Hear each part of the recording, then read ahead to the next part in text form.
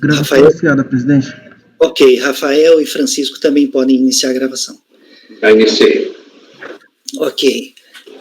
Boa tarde, colegas. Vamos iniciar a sessão de julgamento do período da tarde da segunda turma ordinária da quarta Câmara da segunda sessão do CARF, do dia 3 de novembro de 2020. Participarão dessa sessão de julgamento os conselheiros Márcio Augusto CQF Salem, Gregório Heckmann Júnior, Renata Torati Cassini, Rafael Mazer de Oliveira Ramos, Francisco Ibiapino Luz, Ana Cláudia Borges de Oliveira e Dene Medeiros da Silveira.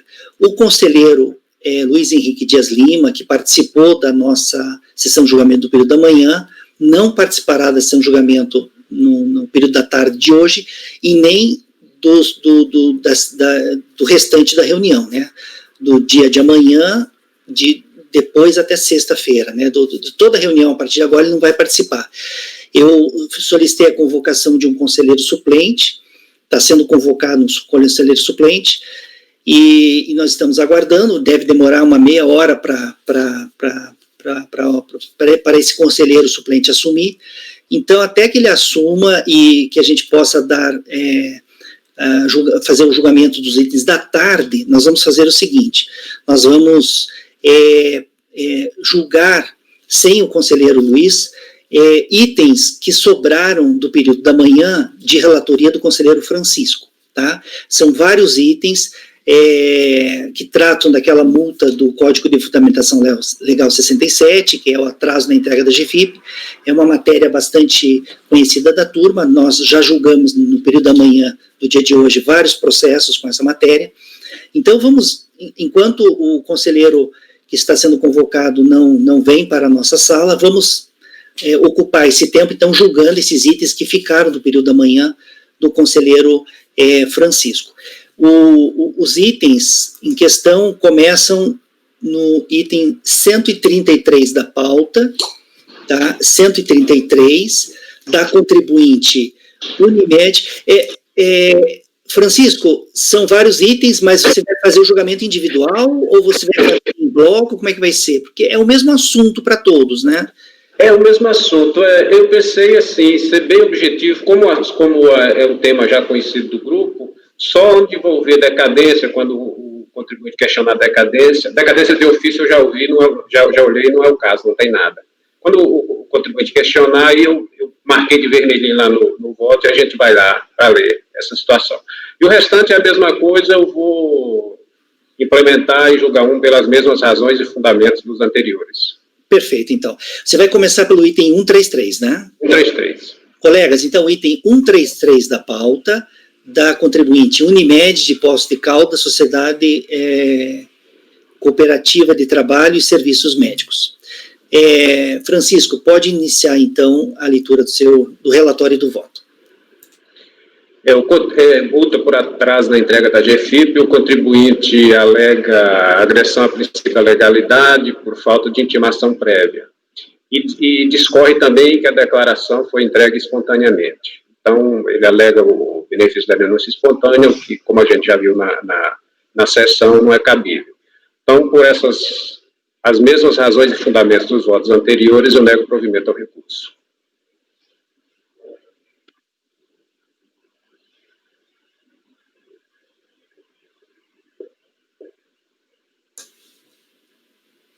Só um instantinho.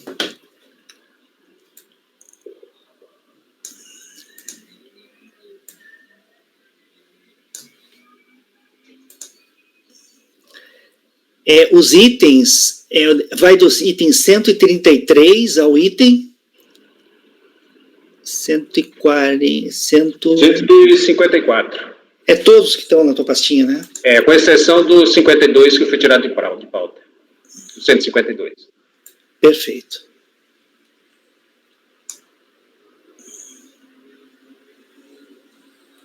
Só um instantinho.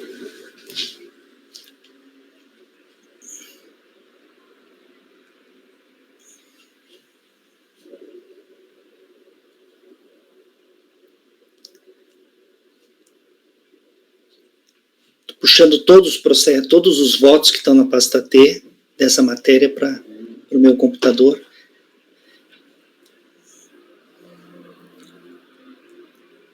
como eu já disse, nós julgamos no período da manhã vários processos com essa matéria, né? É uma matéria bem conhecida da turma, é uma multa por atraso na entrega de GFIP. É um caso bem tranquilo de...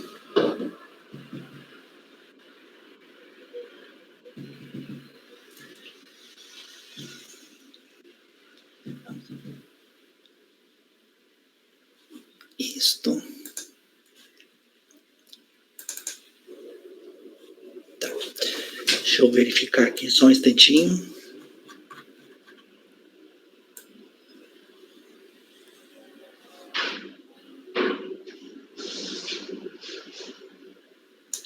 Em que pese ser uma matéria bem simples, né, Francisco? Você, como sempre, os seus votos são bem ricos de informação, né, são bem completos.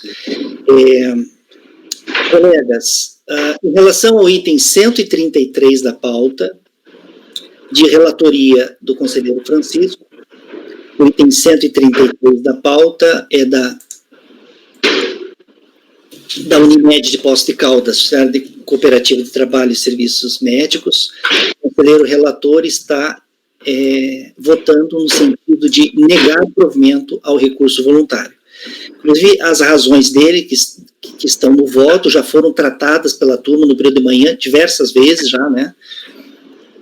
Alguém gostaria de fazer algum comentário em relação a esse processo, em relação a esse item da pauta?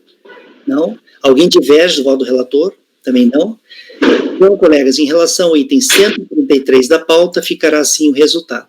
Acordam os membros do colegiado por unanimidade de votos em negar provimento ao recurso voluntário. Esse foi o item 133 da pauta. O próximo seria o 134, né? Vai seguir a ordem, né, Francisco? Seguir a ordem. Ok, vamos fazer agora o julgamento do item 134 da pauta, do contribuinte KMG Gestão e Tecnologia da Informação Limitada. Pode, então, iniciar a leitura do relatório do voto e, se puder fazer um resumo, a gente agradece. Pode começar, Francisco.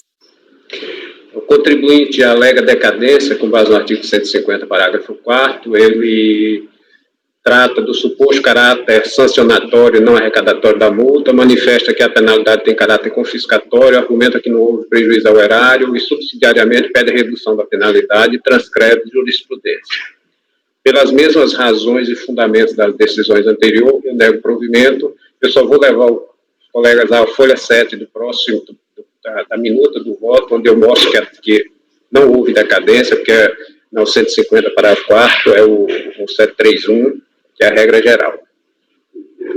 Aí esse parágrafo diz assim: compreendido sendo a competência mais antiga a 5 do ano, calendário 2010, o prazo decadencial salientado pela recorrente teve seus termos inicial e final em 1º de janeiro de 2011 e 31 de dezembro de 2015, respectivamente. Por conseguinte, a autuação era contestada se aperfeiçoou nos estritos termos legais, eis que a ciência do respectivo lançamento se deu em 10 de 12 de 2015, anteriormente à consumação da decadência pleiteada. Pelas mesmas razões e fundamentos, eu nego provimento ao recurso. Ok, Francisco.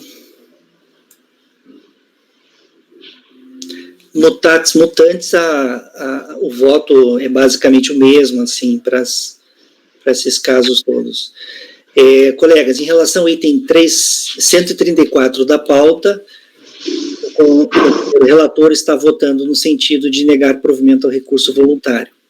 É multa por atraso, veja, todos esses que nós estamos julgando são multa por atraso da entrega da GFIP. Alguém gostaria de fazer um comentário em relação ao processo ou em relação ao voto do relator? Alguém diverge do voto do relator? Não? Então, em relação ao item 134 da pauta, ficará assim o resultado. Eu também não divido do relator. Acordam os membros do colegiado por unanimidade de votos em negar provimento ao recurso voluntário. Agora vamos passar para o item 135 da pauta. O item 135 da pauta é do contribuinte CVF Pinturas e Reformas Limitada. Item 135. Pode começar, Francisco. O contribuinte alega que é a mesma situação de multa por atraso na GFIP, na entrega da GFIP. O contribuinte alega que compareceu na Receita a Receita Federal no dia 10 de 12 de 2018 para protocolizar a contestação, que não foi feito porque o sistema estava indisponível. Não realizou sua postagem porque possui agendamento para a data assim mencionada. Requer cancelamento da autuação. Esse é um recurso intempestivo, e ele alega que o sistema da Receita estava fora e não conseguiu protocolizar. Aí eu estou levando para as folhas 3 e 4 aqui, onde eu contesto essa argumentação dele por falta de prova. Consta nos autos que o contribuinte foi intimado da decisão recorrida, intimação número tal, processo digital folha 32, por via postal, com recebimento datado de 3 de 2 de 2020, segunda-feira, aviso de recebimento, processo digital folha 35. Logo, o início da contagem do prazo hora questionada ocorreu no dia 4 de 2 de 2020, terça-feira, restando seu termo no dia 4 de 3 de 2020, quarta-feira.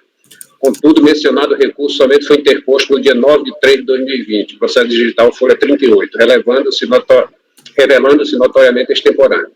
E aí eu estou trazendo mais aqui uma amostra do site dos feriados, que não houve feriados, e ele não apresentou provas, nada que pudesse afastar a intempestividade. Aí eu não estou conhecendo do recurso interposto por intempestividade. Ok, Francisco.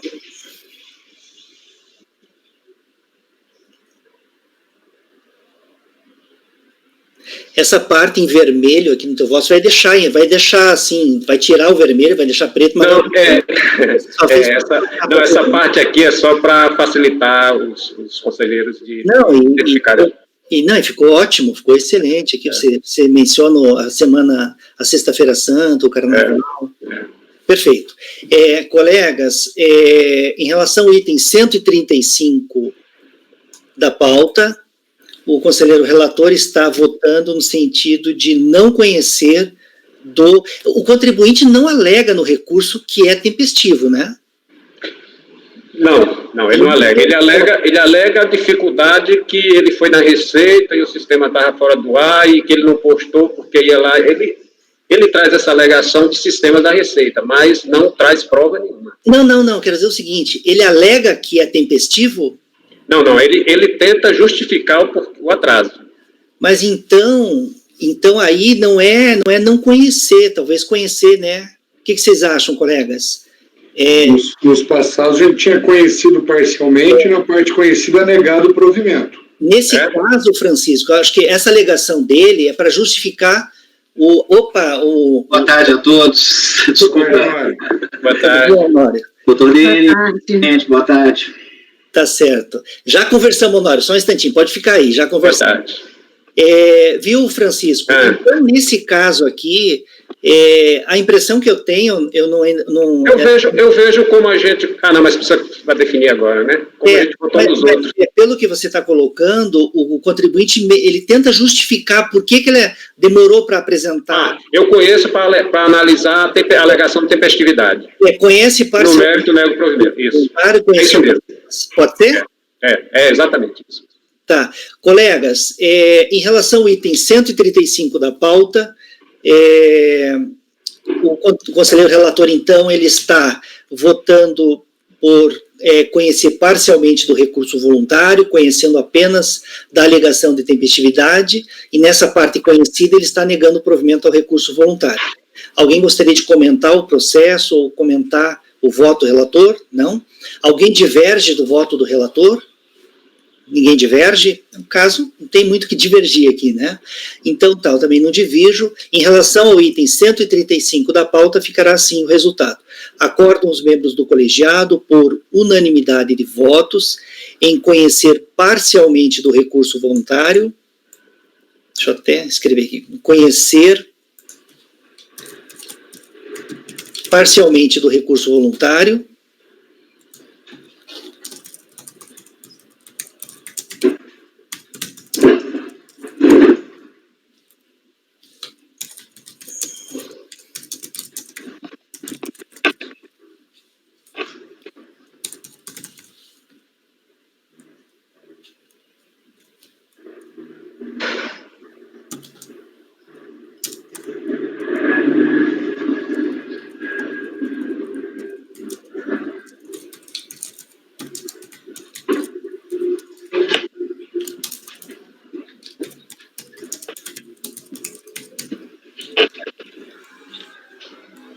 Tá, então ficou assim, ó.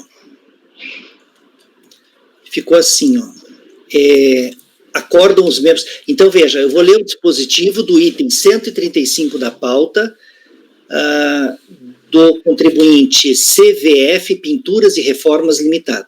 Acordam os membros do colegiado, por unanimidade de votos, em conhecer parcialmente do recurso voluntário, conhecendo-se apenas da alegação quanto à tempestividade, e, nessa parte conhecida do recurso, negar-lhe provimento. Ok? É isso, né, Francisco? Pode ser? Perfeito.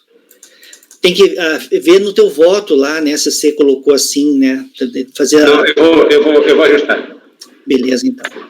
Então tá, colegas, o Honório foi The Flash, né, Honório? Que bom, que bom que você foi.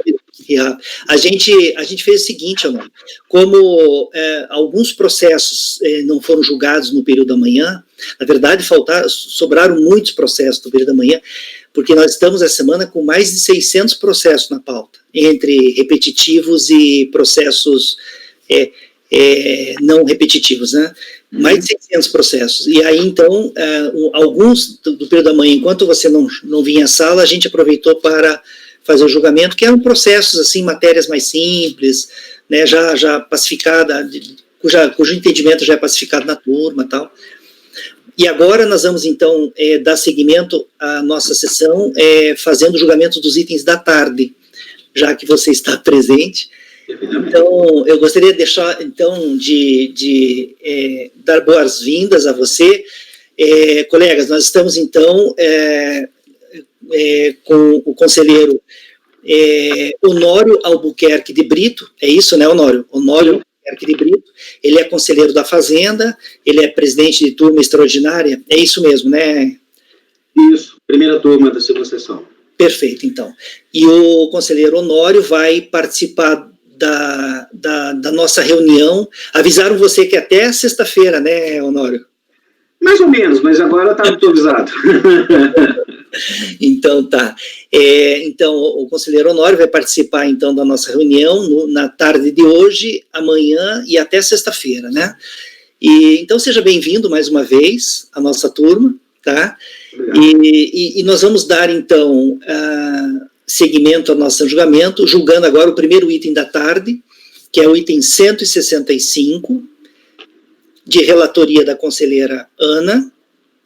Esse item 165 são embargos da própria contribuinte. Em relação a esse item, haverá sustentação oral, tá? Marco Antônio, você poderia solicitar, então, que o patrono compareça à sala?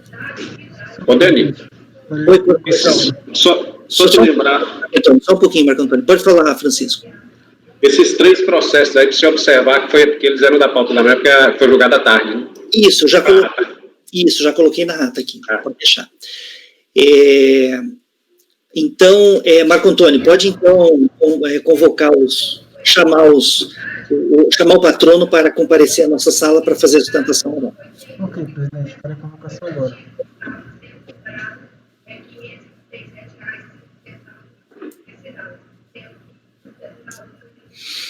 No voto, Francisco, eles vão ficar tudo com o dia 3, não vai alterar, né? Mas na ata, sim, na ata... Por favor, verificar no site do no chat. Item 155 da pauta. Item Maria, se o processo será julgado agora. Por favor, verificar mensagem privada no chat.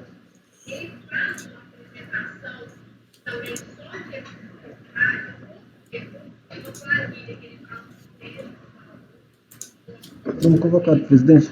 Ok.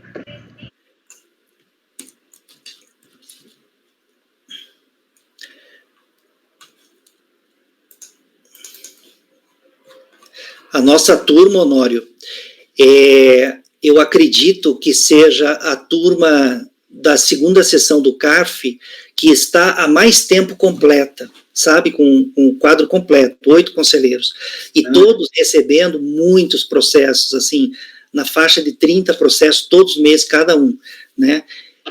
E por conta da história das sessões virtuais, os processos que estão sendo repassados para os conselheiros são aqueles processos de menor valor, né? E aí acaba a quantidade sendo bem maior de processos, né? E aí, só que um processo de pequeno valor, um processo que, em tese, demandaria poucas horas para fazer o voto, é mais um processo na ação-julgamento, e às vezes um processo desse demora para julgar, né? Começa a discussão e tal, complicado. Então, nossa turma, e nós ficamos no CARF, veja, acho que 2 meses sem ter sessão-julgamento, né? Alguma coisa assim, né? Por conta da Covid, né? Então, acumulou. E a gente está com a nossa turma na pauta de novembro agora, mais de 600 processos, é bastante processo. Boa tarde, senhores conselheiros. Boa tarde, é João Maria, né? Doutor João Maria, isso?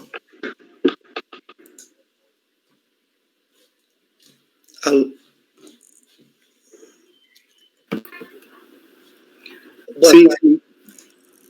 Isso, né, doutor? Alô, tá ouvindo? Isso mesmo, estou ouvindo perfeitamente. Tá certo, então. Então, colegas, nós vamos fazer agora o julgamento do item 165 da pauta, de relatoria da conselheira Ana. Esse item é da contribuinte Petróleo Brasileiro S.A. A conselheira Ana fará, então, a leitura do relatório e daí, na sequência, eu vou dar a palavra ao patrono, o doutor João Maria Pecado Medeiros, e para que faça a sustentação oral, e depois da sustentação oral, a conselheira relatora fará, então, a leitura do voto. Ana, então, pode iniciar a leitura do seu relatório, na sequência, daí eu lhe dou a palavra, doutor, só um instantinho. Pode começar, Ana. Bom, aqui no caso, a gente tinha um recurso voluntário, ele veio para julgamento na sessão de dezembro, e na ocasião foi proferido o acórdão 2402007947, que por unanimidade não conheceu do recurso voluntário, porque, conforme a tela Cicobi, a integralidade do débito aqui discutido havia sido incluída em parcelamento, importando em renúncia ao contencioso administrativo. A Petrobras, então, opôs embargo de declaração, alegando obscuridade, pois, embora havia sido consignado que a integralidade do débito foi incluída em programa de parcelamento, a adesão de fato não ocorreu. Em grau de juízo de admissibilidade, os embargos foram admitidos e vieram a julgamento na sessão de junho de 2020. Na ocasião, o colegiado, por unanimidade, decidiu pela conversão do julgamento em diligência para que a unidade da origem informasse se para o debitcard aqui discutido houve pedido de parcelamento do débito e, caso positivo, anexar o pedido. Em resposta, a unidade de origem informou inexistir pedido de parcelamento para o débito aqui discutido, e os autos voltaram para julgamento nessa sessão de hoje. É o relatório. Ok, então, Ana, obrigado. Doutor, então, o senhor tem, então, 15 minutos para a sua sustentação oral. Pode começar. Senhor presidente, senhora relatora, demais conselheiros e conselheiras. Levando em consideração que os embargos foram admitidos, pensou que vai haver, obviamente, o efeito evolutivo à turma que julgará, obviamente, o recurso voluntário. Portanto, a minha exposição aqui, minha sustentação oral se pautará no recurso voluntário, que, obviamente, deverá ser apreciado para que haja integração à decisão, já que não houve o fato que ocasionou a não admissão do recurso, por tê-lo julgado deserto. Bom, o caso trata-se de auto-infração que foi lavrado contra a hora recorrente, em razão de supostas contribuições previdenciárias não recolhidas em relação à competência de setembro a dezembro de 2001. O lançamento ele foi realizado com base no artigo 30, inciso 6 da Lei 8.212, em que se apregou a solidariedade entre a hora recorrente, tomadora de serviço, e a prestadora de serviço de construção civil, empresa Sigmatronic, Manutenções e Montagens Limitada. Bom, esse processo ele se iniciou ainda quando havia competência do INSS para julgar através do antigo CRPS. O acordo ele foi proferido pelo CRPS em segunda instância, anulando a decisão notificação. Houve reinício do contencioso administrativo e a decisão era recorrida, o objeto do recurso voluntário manteve a autuação, alegando que haveria solidariedade entre a tomadora e prestadora, e assim não haveria benefício de ordem. Além disso, haveria suposta inexistência de comprovação do recolhimento de contribuições previdenciárias passiva a ensejar o arbitramento perpetrado pela fiscalização. Pois bem, em recurso voluntário, a contribuinte aduz preliminares. A primeira se refere ao reconhecimento da decadência. Senhor presidente, perdão, só uma questão de ordem, para saber se eu estou fazendo sustentação oral no ponto certo. Obviamente, haverá repreciação do recurso voluntário, porque houve a admissão do recurso, embargos, e assim vocês irão apreciar essas razões. Só para deixar claro esse ponto. Isso, exatamente. Pode continuar. Então, em preliminar, a recorrente aduz inicialmente que a decadência, uma vez reconhecida em relação à prestadora de serviço, lhe seja também reconhecida, uma vez que o crédito tributário é uno. A decisão da DRJ houve por bem decretar a decadência em relação ao crédito tributário, em relação somente à prestadora de serviço. No entanto, tal decisão deve ser também estendida à tomadora de serviço, como mencionei. O crédito tributário é uma vez que há decadência, há extinção do crédito tributário em relação à prestadora de serviço contribuinte principal, também em relação à tomadora de serviço, enquanto responsável solidária, deve ser reconhecida a decadência. Segunda preliminar, em relação à decadência, em razão do reinício do contencioso administrativo. Bom, senhores conselheiros, conforme eu mencionei, a decisão de notificação inicialmente foi anulada pela segunda Câmara de Julgamento do então Conselho de Recursos da Previdência Social, CRPS. O órgão que seria responsável à época para apreciação dos recursos de segunda instância. E aqui é importante pontuar que essa decisão, apesar do dispositivo ter anulado a decisão de notificação da DRJ, ela, na verdade, implicou a verdadeira decretação de nulidade do próprio lançamento, porque foi reconhecido erro material, importante frisar isso, erro material no lançamento, e não simples erro formal. Erro de forma implica somente algum erro em relação a formalidades que ensejariam o lançamento. No caso, como o lançamento é atividade vinculada administrativa em que a autoridade administrativa ela irá identificar o fato gerador, o valor, a ocorrência efetiva da hipótese de incidência e o próprio sujeito passivo da contribuição, a decisão da antiga CRPS implicou verdadeiro reconhecimento de erro material no lançamento, porque não se reconheceu a existência de crédito previdenciário a ser lançado em face do devedor principal. Portanto, muito embora tenha se dito na decisão que estaria-se a anular a decisão de notificação por implicar a ausência de um elemento material do próprio lançamento, ou seja, a própria hipótese de incidência que não foi verificada junto ao tomador de serviço, junto ao prestador de serviço, e a própria ausência de identificação correta do sujeito passivo, redundou na nulidade do lançamento. Na verdade, senhores conselheiros, senhoras conselheiras, o acórdão do CRPS implicou verdadeiro fim do processo administrativo em face da recorrente.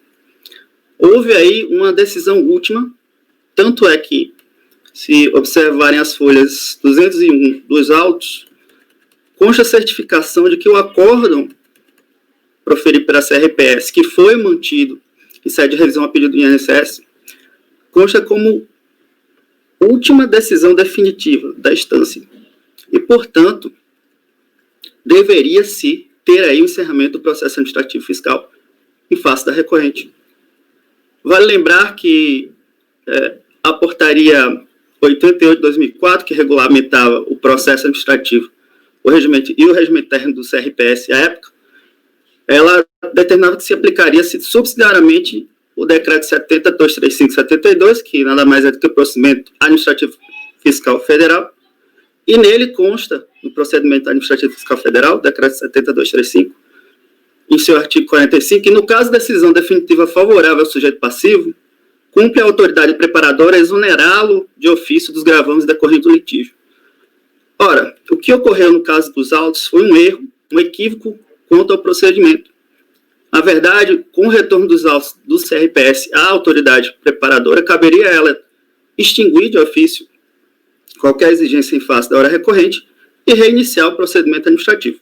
Apesar de não ter tido essa formalidade dentro do processo, o que fica patente aqui é que o que ocorreu após a diligência da fiscalização determinada pelo CRPS foi um novo lançamento. E conforme consta as folhas 212 seguintes dos autos, a hora recorrente ela só veio ser intimada dessa nova diligência em 24 de 7 de 2009, sendo inclusive aberto prazo para apresentação de impugnação, o que revela de forma indubitável que ocorreu, na verdade, um novo lançamento. Fato é que, uma vez anulada a decisão, notificação e, por conseguinte, o próprio lançamento pela CRPS, o prazo decadencial ele não foi obstado em nenhum momento no processo administrativo, uma vez que de atos nulos não decorre direitos ou obrigações. Sendo assim, uma vez que, da segunda diligência, a hora recorrente só foi intimada em 2009, e considerando que o auto se reporta a fatos geradores do exercício 2001, o direito da Fazenda a efetuar o lançamento desses créditos tributários encontra-se indubitavelmente decaído, mesmo que se considere o prazo previsto no artigo 173, inciso 1 do CTN,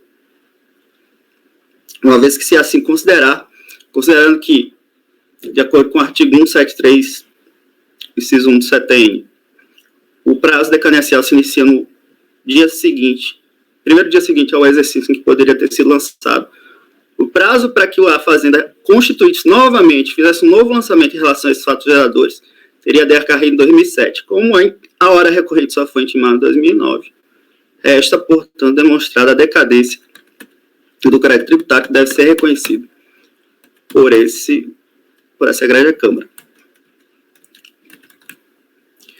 Pois bem, senhores conselheiros, passando agora à questão de fundo em si, no recurso é aduzido também retroatividade da aplicação do enunciado 30 do CRPS. A DRJ ela manteve a decisão com base em um enunciado do próprio Conselho, que é posterior à decisão de segunda instância do CRPS, que havia determinado a diligência de se verificar junto ao prestador de serviço a existência ou não de contribuições previdenciárias. A recorrente, então, aduz nesse momento, em seu recurso voluntário, de que não se pode retroagir sob pena de violar o princípio da segurança jurídica. O próprio CRPS já se havia proferido decisão, que inclusive foi transitada em julgado, conforme apontei nos autos.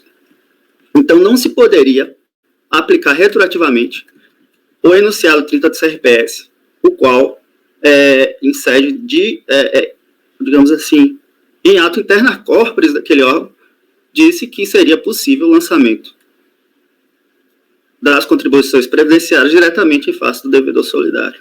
Portanto, como a decisão de primeira instância, ora recorrida, aplicou retroativamente tal impedimento, deve ela ser reformada para que, reconhecendo a nulidade do lançamento em relação à decadência, ela seja, a decisão seja reformada em relação a esse ponto. Passando, pois, ao segundo ponto da questão de mérito, em relação à ilegalidade e aferição indireta.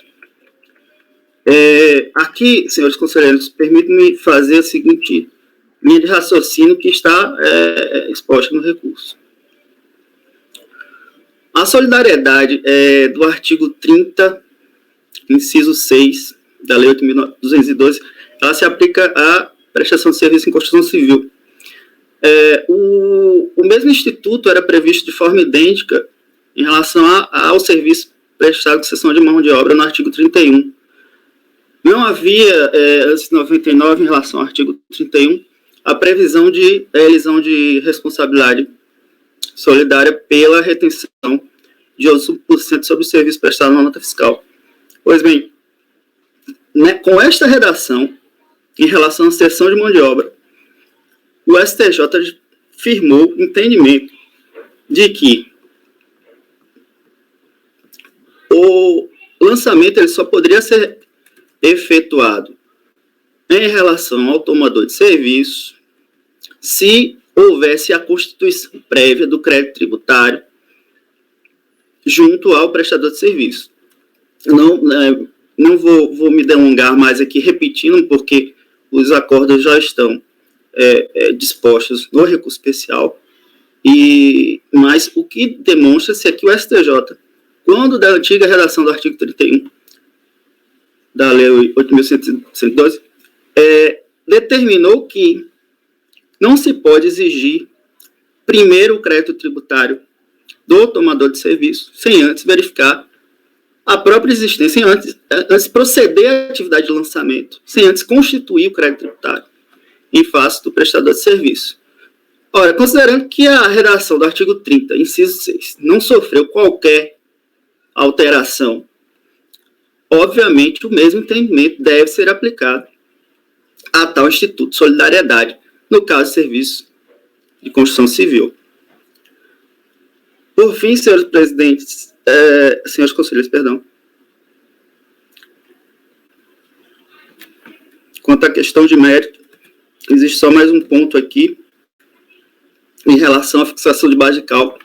Aqui a recorrente faz um pedido sucessivo, caso não acolhidas as preliminares e as argumentações de mérito, requer que a base de cálculo seja calculada com base nas notas fiscais e não com base nos salários, como foi arbitrado pela autoridade fiscal. E em relação à questão de provas, suscita a necessidade de diligência, uma vez que foram acostados aos autos sede documentos que não foram sequer apreciados pelo então DRJ. Senhor presidente, essas são as considerações que eu tinha a fazer.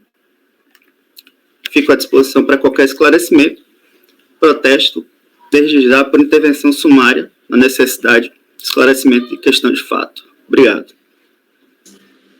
Ok, doutor. Ana, então pode fazer a leitura do seu voto. Os embargos de declaração são tempestivos e atendem aos demais requisitos de admissibilidade. Devem, portanto, serem conhecidos. A contribuinte opôs embargos de declaração alegando obscuridade, pois, embora tenha sido consignado no acordo que a integralidade do débito discutido foi incluído em programa de parcelamento, tal adesão de fato não ocorreu. Entendo que assiste razão à recorrente, pois constatada a obscuridade quanto à adesão ao parcelamento e renúncia ao contencioso administrativo. Após retorno da diligência proposta, a unidade de origem informou inexistir pedido de parcelamento para o débito aqui discutido.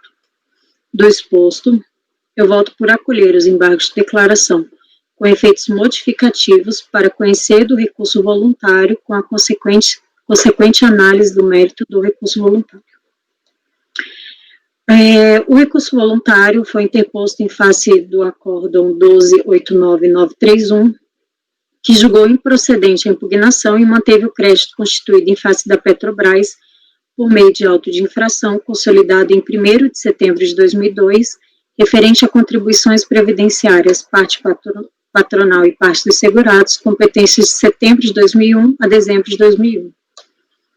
As contribuições foram apuradas com base no Instituto da Responsabilidade Solidária, decorrentes da execução de serviço de construção civil, de acordo com o artigo 30, inciso 6 da Lei 8.212, com redação vigente à época dos fatos geradores, pela empresa Sigmanotric, conforme consta no relatório fiscal.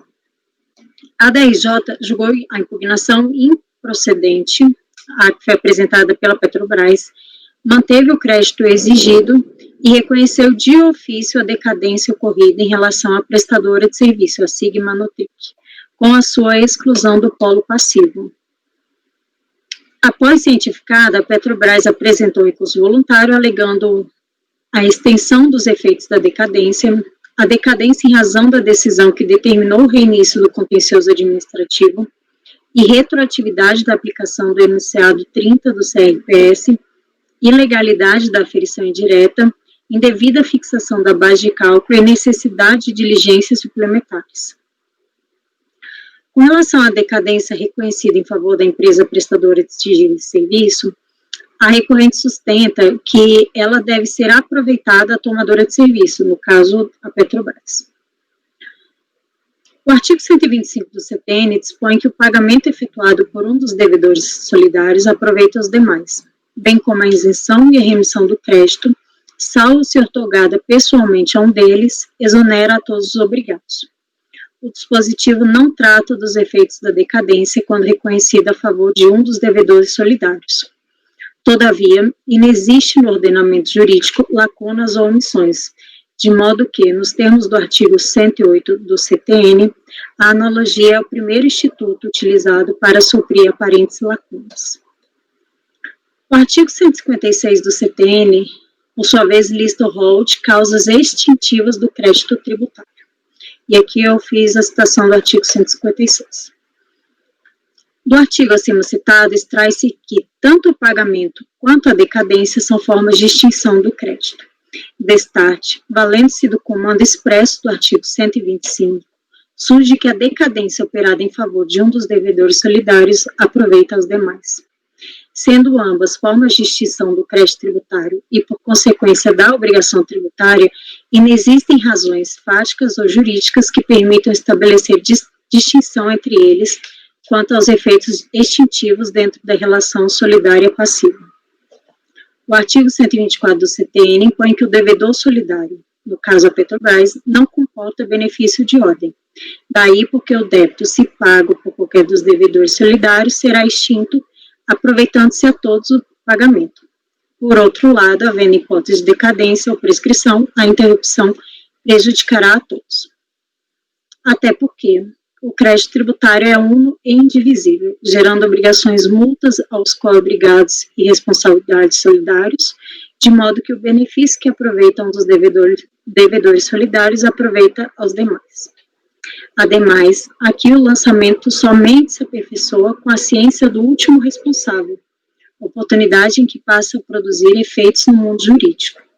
Nos termos do artigo 33 da Portaria MPS 520/2004, vigente à época, somente após a ciência do último corresponsável se opera o termo final da decadência. Eu transcrevi o artigo. No presente caso, a decisão recorrida da DRJ reconheceu de ofício a decadência ocorrida em relação ao prestador de serviço, porque a ciência do lançamento se deu em julho de 2009, passados mais de 5 anos das competências do crédito em exigência, que seriam setembro a dezembro de 2001. Na esteira desse entendimento, para efeito da contagem do prazo decadencial, o termo final será a data da ciência do último co-obrigado, oportunidade em que o ato administrativo do lançamento se aperfeiçoa definitivamente. É que eu citei um trecho do acordo de relatoria do conselheiro Marcelo Oliveira, que ele fala sobre o mesmo tema. Por todo exposto, a carta preliminar examinada, restando prejudicado o exame do mérito, já que o lançamento foi atingido pelo prazo decadencial de acordo com os fatos e fundamentos acima delineados. Quer votar, Dê? Eu acho que tem que votar, viu? Sim, porque se não votar essa parte aqui, se for dado provimento essa parte aqui, já fechou, né? Ana, só para me situar, esse processo fez parte daquele lote de processos da Petrobras que você pegou no ano passado, né? Que aí eu cheguei a fazer voto vencedor, né? Isso. Eles é um desses. Eu estou comparando aqui com os meus votos vencedores. Essa questão você tratou naquele lá, né? Da questão da cientificação, né, do devedor principal e dos solidários, né? Porque que é uma outra questão, na verdade, Dani, é porque nesse foi reconhecida a decadência em favor da solidário, porque como ele foi citado só em 2009, para ele operou a decadência, porque naqueles outros a gente estava discutindo a questão do enunciado 30 do CRPS, que abriu de novo o contencioso, se houvesse material ou formal, e para isso teria a decadência. Então, naqueles outros, a nossa discussão ela ficava mais nessa questão de ter tido um novo lançamento. E aqui nesse, preliminarmente, antes mesmo de entrar nessa questão, teve essa decadência reconhecida em favor da prestadora.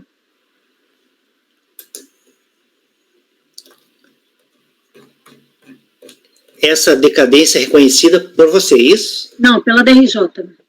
A DRJ reconheceu que estava decadente para a prestadora de serviço, que é a Sigma Motric, e excluiu ela do polo passivo. Então, a Petrobras, ela, antes de todas as matérias, ela pede para que essa decadência seja extensível a ela. Ah, tá, entendi aqui. Tá.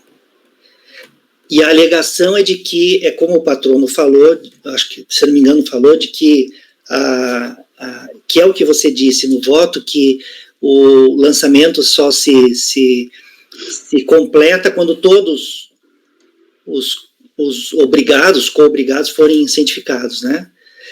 Se você considerar só a intimação da Petrobras, não estaria decadente, né? Se fosse só ela, né? Só ela não. Tá. Alguém gostaria de fazer algum comentário em relação a esse processo? Aí, vocês entenderam a história, né? Teve o lançamento, né? Se você considerar só a Petrobras, não estaria decadente. Mas houve decadência em relação ao solidário, porque demorou mais tempo para ele ser intimado, né? E a Petrobras pede que essa decadência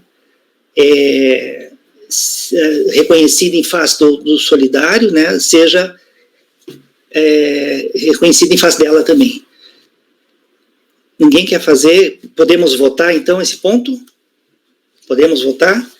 Essa portaria do Ministério da Previdência, não estou lembrado da gente já ter discutido ela, a gente já enfrentou ela aqui, questões com ela já. Essa da solidário.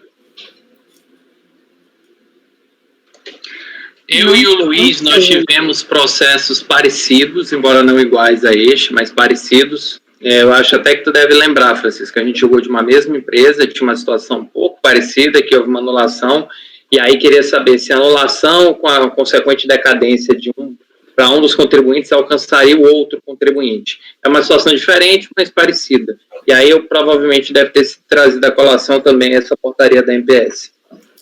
Essa portaria é 520, Ana? Isso. E essa...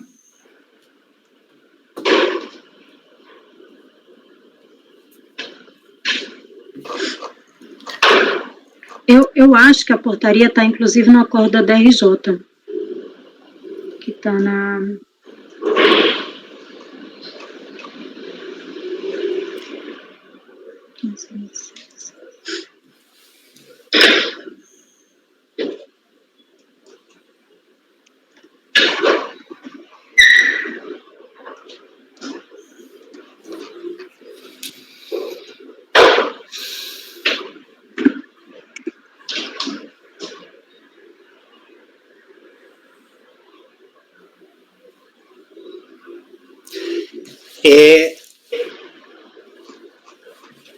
Viu, Ana? Esse processo não chegou a sair com vista, né?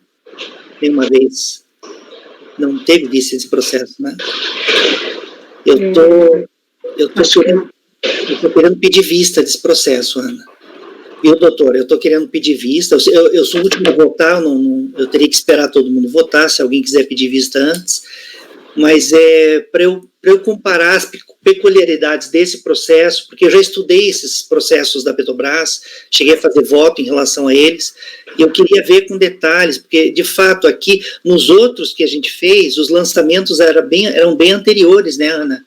E esse aqui, o lançamento, está falando aqui de 2009, isso? Não, o lançamento foi 2002, só que a prestadora, ela só foi intimada em 2009. E por isso que foi reconhecida a decadência em face dela.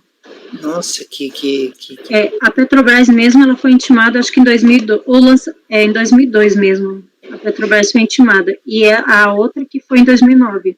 Por isso que foi reconhecida em face dela a decadência.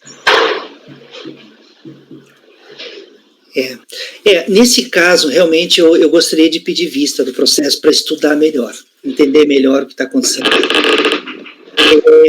Aí eu não sei se a gente... Eu posso pedir vistas convertido em coletiva, Dene, já que eu sou o primeiro a votar. Mas e aí, como é que fica as outras matérias? A gente aprecia? Não, né, Dene? A gente está pedindo agora, o voto dela foi pronunciado já, o voto dela é pela decadência, pelo cancelamento do lançamento. Qualquer outra matéria que ela trouxe à colação é eventualidade.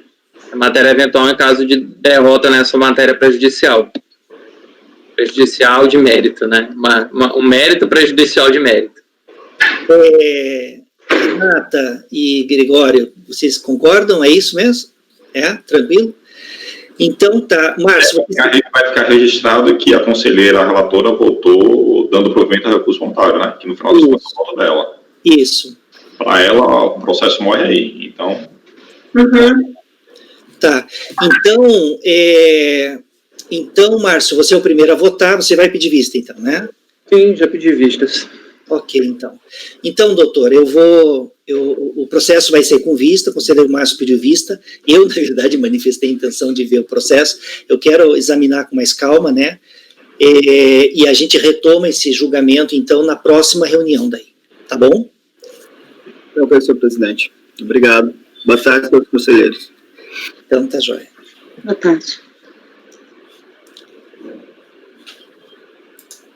Então, tá.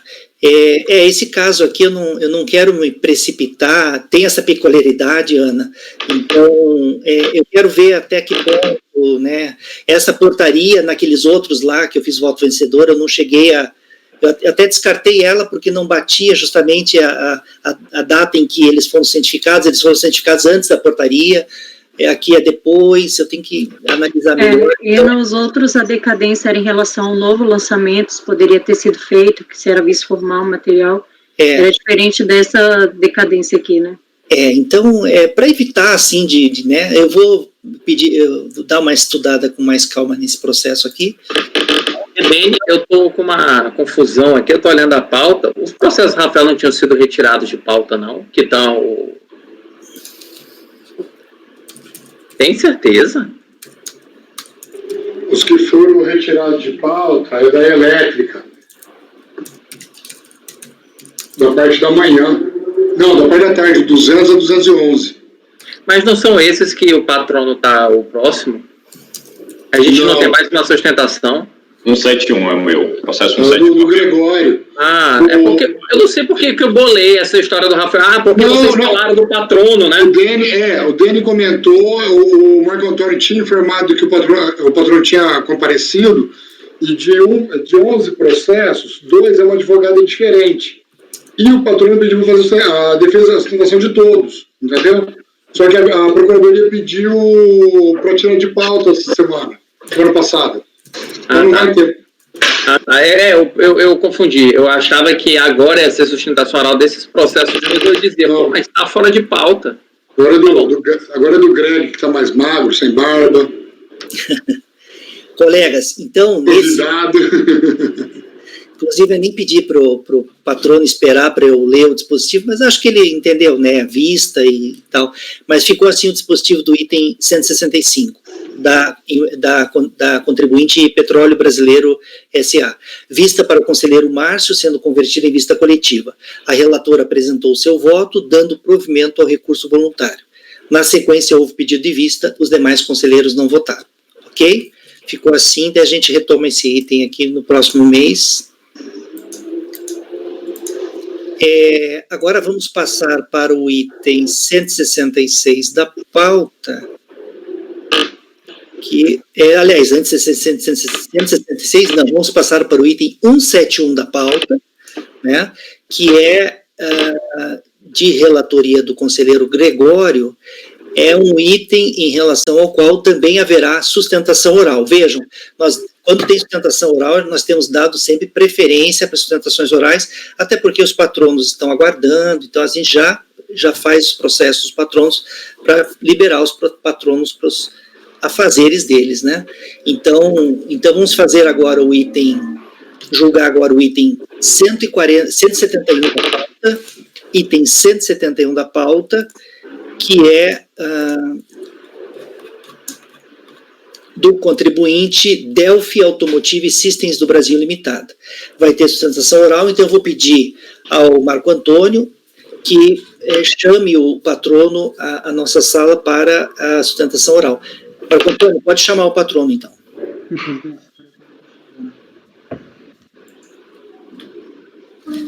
Uma hora a gente não está nem tendo tempo para conversar, está tão agitado o negócio. É muito processo, então tem que ser assim, um atrás do outro. Assim, né?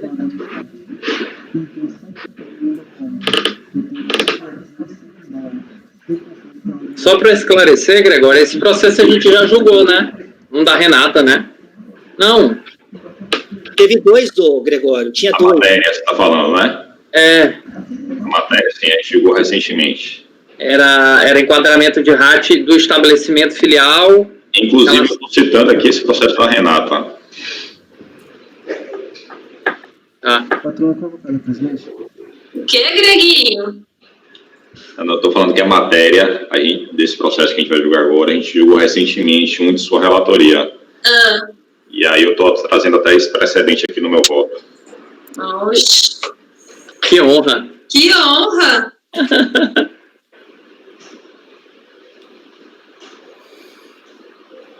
Eu também, viu, Greguinho? Tem um caso aí que eu trouxe o precedente. Trouxe o seu próprio voto. Eu estou ansioso pelo dia que o Francisco me botar naquele voto dele, que é todo bem pensado, planejado, bem matemático. Eu quero ver o dia que ele me citar. Ali vai ser um bom dia. Olha, eu vou me sentir assim na vida. Boa tarde, doutora Ana Beatriz, isso? Está sem microfone,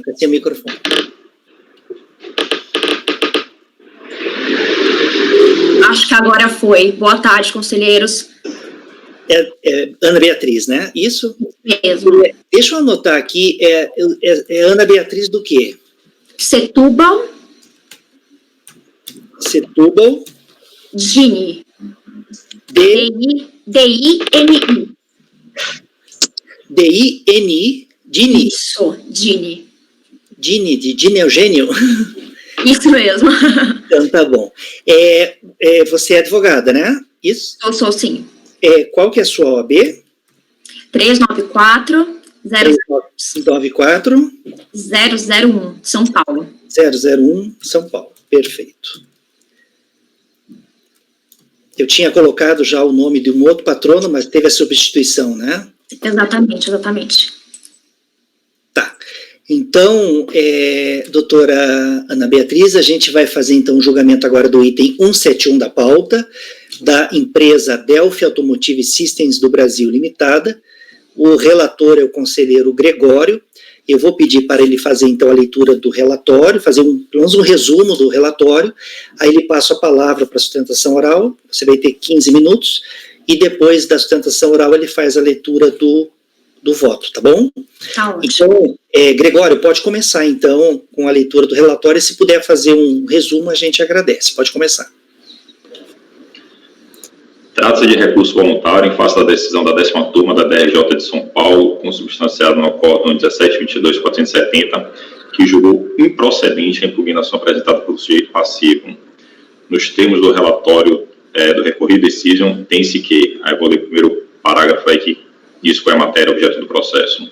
Trata-se de crédito previdenciário lançado pela fiscalização contra o contribuinte assim identificado, referente a contribuições previdenciárias patronais destinadas à Seguridade Social, relativas às diferenças SAT-RAT, em virtude do autoenquadramento errôneo praticado pela empresa, apurando-se 1% sobre o total das remunerações pagas pela empresa a seus empregados, abrangindo o período de março de 99 a julho de 2005, tendo como base de cálculo os valores constantes da GVIP, conforme relatório fiscal.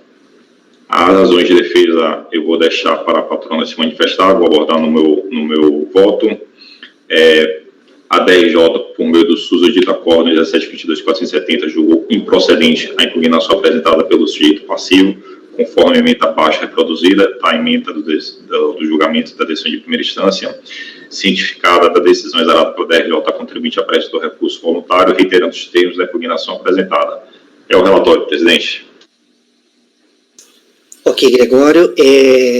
Doutora Ana Beatriz, pode então iniciar a sua sustentação oral. 15 minutos. Ótimo. Inicialmente, a gente gostaria de ressaltar que, em obediência à súmula vinculante número 8, deve ser reconhecida a decadência do direito de lançar a diferença do SAT e do RAT em relação às competências anteriores a setembro de 2001. Isso porque o lançamento ele ocorreu em setembro de 2006 e a contribuinte chegou já a antecipar o pagamento do RAT que entendeu devido para aquele período. E por essa razão deve ser aplicado o disposto no artigo 150, parágrafo 4º do CTN, com relação ao prazo decadencial. Com relação ao mérito, a fiscalização ela entendeu que a atividade preponderante da empresa é aquela descrita no CNAE 3160, dígito 7, que é correspondente à fabricação de materiais elétricos para veículos, exceto as baterias, e o que seria correspondente à alíquota de 3% do RAT, e aí ela autuou com relação à diferença de 1%. Acontece que a atividade preponderante da empresa é a montagem de chicotes elétricos para veículo e não a sua fabricação. Inclusive, é importante destacar que a montagem desses chicotes, ela não envolve a fabricação de fios ou cabos elétricos, mas tão somente a montagem dos fios entre eles e aos conectores das extremidades. E essa justamente a atividade preponderante da empresa, que na maioria dos seus estabelecimentos pratica somente essa montagem de chicotes elétricos, e que novamente não tem nada a ver com a fabricação de fios ou cabos elétricos. Inclusive, a empresa apresentou, quando do protocolo da impugnação administrativa, um parecer técnico elaborado pelo IPT, o Instituto de Pesquisas Tecnológicas, que constatou que a atividade preponderante da empresa, de forma globalizada, é a montagem de chicotes elétricos para veículos. Essa atividade, segundo esse parecer, abrange 85% das atividades da empresa, se consideradas as 4 maiores plantas do contribuinte, que são a de Paraisópolis, Estabirito, Espírito Santo do Pinhal e São José dos Pinhais. Isso porque, quando somados os funcionários desses estabelecimentos, as plantas possuem cerca de 5.700 funcionários, dos quais 4.800 funcionários exercem somente essa atividade de montagem de chicotes elétricos. Agora, se for considerado, por exemplo, o total da empresa, que conta com aproximadamente 6.900 empregados, os empregados alocados somente nessa atividade de montagem de chicotes elétricos corresponde a 69,5% do total dos empregados da empresa. Então, uma vez que essa atividade de montagem de chicotes elétricos deve ser enquadrada no CNAE 3449, dígito 5, que é justamente a fabricação de peças e acessórios para veículos, a alíquota do RAT correta é a de 2% para o período atuado, razão pela qual as NFLDs discutidas aqui são insubsistentes. Além disso, uma outra questão que a gente gostaria de pontuar é a ilegalidade cometida pela fiscalização quando da exclusão dos funcionários empregados nas atividades meio da empresa no cômputo da apuração da atividade preponderante do contribuinte. Inclusive, nesse sentido, o CARF já entendeu que essa exclusão não encontra nenhum amparo, nem na Lei 8212 de 91, nem no Decreto 3048 de 99. Por fim, de forma subsidiária, caso se entenda pela improcedência, caso não se entenda pela improcedência das NFLDs, a gente requer que pelo menos seja reformado o lançamento para que se considere o grau de risco da atividade preponderante de cada um dos estabelecimentos da contribuinte, uma vez que todos eles foram individualizados por CNPJ. Inclusive, esse entendimento também já está em compasso com o parecer da PGFN 2120 de 2011 com o ato declaratório 11 de 2011. Basicamente é isso que se requer.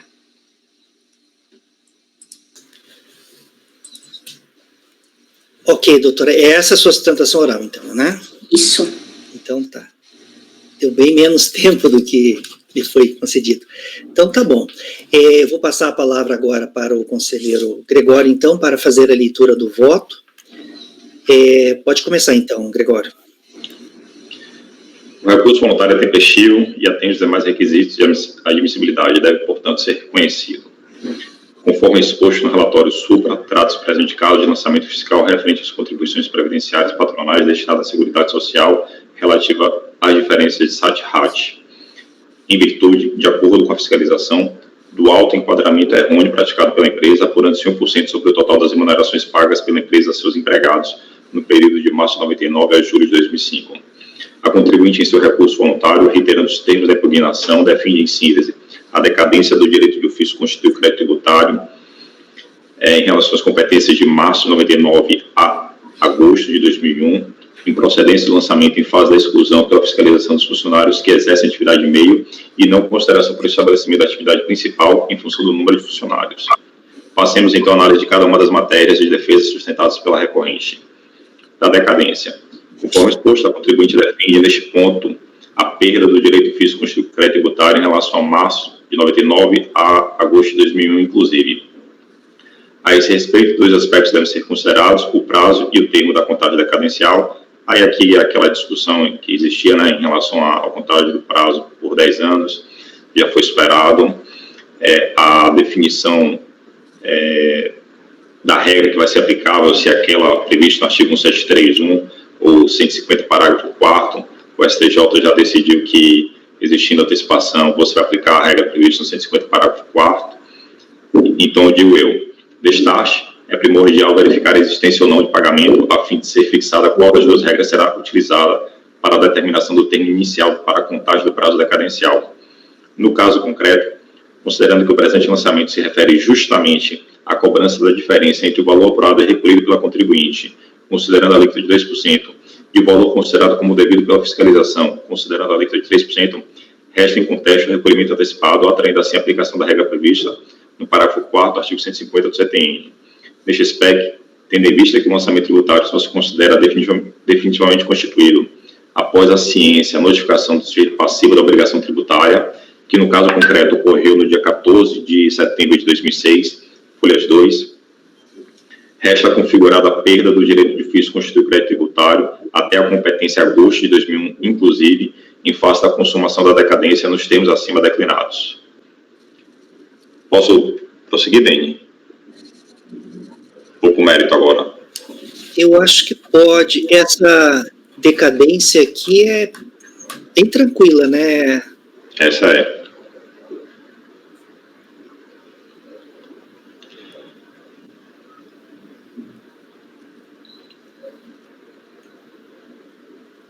Porque é diferença só, né? É diferença de SAT, né? Ela recolheu menos e era mais. Não, tá.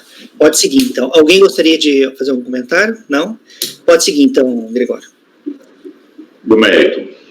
No que tange ao mérito da autuação, conforme já informado linhas acima, tem-se que o presente caso de lançamento refere-se a contribuições previdenciárias patronais destinadas à Seguridade Social relativas às diferenças. A recorrente defende em síntese que a atividade preponderante da empresa, considerando-se todos os estabelecimentos, é a montagem de chicotes elétricos para veículos automotores, e nem envolvendo a fabricação de fios ou cabos elétricos, mas tão somente a montagem dos fios entre eles e aos conectores das extremidades. A impugnante anexa parecer técnico elaborado pelo Instituto de Pesquisas Tecnológicas, IPT, informando que as atividades preponderantes de 4 estabelecimentos, que representam 85%, são montagens mecânicas com uso da mão de obra, classificados no grau de risco médio, e que o KINAI, que enquadra de forma mais específica a atividade preponderante da empresa, é o de número 3449-0502, fabricação de peças e acessórios para veículos automotores não classificados em outra subclasse. A autuação foi realizada somente com base em documentos, e o parecer do IPT fez ampla pesquisa de campo, e por se tratar de um tributo feito por meio de autolançamento, o que deve ser considerado a atividade preponderante de fato realizada e não aquela cadastrada na Receita Federal. a exclusão dos empregados que exercem atividade de meio na determinação da atividade preponderante da empresa, nos termos da ON 0297, é ilegal e inconstitucional, incluindo o conceito inexistente na lei e no decreto regulamentador.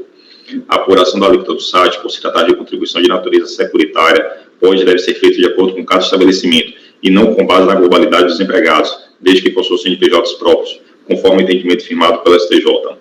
Sobre o tema, a DRJ concluiu, em síntese, que são totalmente improcedentes os argumentos apresentados pelo impugnante quanto à não exclusão dos empregados que exercem atividade de meio na determinação da atividade preponderante da empresa e quanto à apuração da alíquota para o SAT pode ser feita de acordo com cada estabelecimento. Como se vê, o objeto da lei em questão se resume à verificação se, para a determinação do enquadramento do SAT-RAT, deve-se apurar a atividade preponderante com base no maior número de funcionários por estabelecimento e levar em consideração os empregados que exercem atividade de meio ou não. Pois bem, sobre o tema, a segunda turma da Câmara Superior, por meio do acórdão 9202-008-316, na sessão 19 de novembro de 2019, manifestou-se nos seguintes termos. Contribuição, alíquota SAT-RAT, empresa com mais de um estabelecimento e individualização por CNPJ. Conforme preleciona a súmula 351 do STJ, a alíquota de contribuição para o seguro acidente de trabalho é aferida pelo grau de risco desenvolvido em cada empresa, individualizada pelo seu CNPJ, ou pelo grau de risco da atividade preponderante, quando houver apenas um registro, para esse PGFN 2120 de 2011 e ato declaratório 11 de 2011. Diferença da alíquota SAT-RAT. É igualmente inconteste que a recorrente tem mais de um CNPJ e que, a despeito disso, a autoridade fiscal mensurou a alíquota SAT apenas com base no KINAI do estabelecimento matriz, desconsiderando o KINAI da filial relativo ao comércio varejo de livros, jornais, revistas e papelaria. Pois bem, essa questão é objeto da súmula 351 do STJ, segundo a qual a alíquota de contribuição para o seguro acidente de trabalho é aferida pelo grau de risco desenvolvido em cada empresa, individualizado pelo seu CNPJ ou pelo grau de risco da atividade preponderante, quando houver apenas um registro. E aí eu sigo esse precedente da Câmara Superior, vou citar aqui novamente o número do acórdão, é o acórdão 9202-008-316, fica aí para registro. No mesmo sentido, este colegiado, quando do julgamento do processo número tal, e relatoria da conselheira Renata Torati Cassini, na sessão de julgamento realizada em 5 de novembro de 2019, concluiu que o enquadramento deve ser feito a partir de cada estabelecimento com CNPJ próprio e não em toda a empresa como um todo. Significa dizer que um estabelecimento que concentra atividades distintas podem ter alíquota de contribuição SAT-RAT também distintas. E aí também vai citar aqui a súmula do STJ. Tem essa parte aqui que dá destacada, declara que fica autorizada a dispensa de apresentação de contestação e interposição. Aqui é o parecer, né, da PGFN, ao declaratório.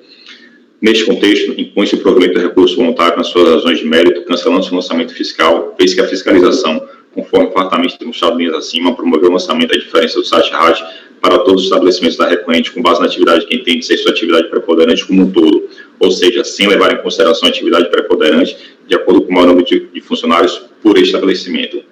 Antes exposto, concluo o voto no sentido de dar provimento ao recurso voluntário. É como eu voto, presidente. Ok, Gregório, só um instantinho. Colegas, alguém gostaria de fazer algum comentário? Eu estou dando uma olhada nesse acórdão da Câmara Superior aqui que você menciona.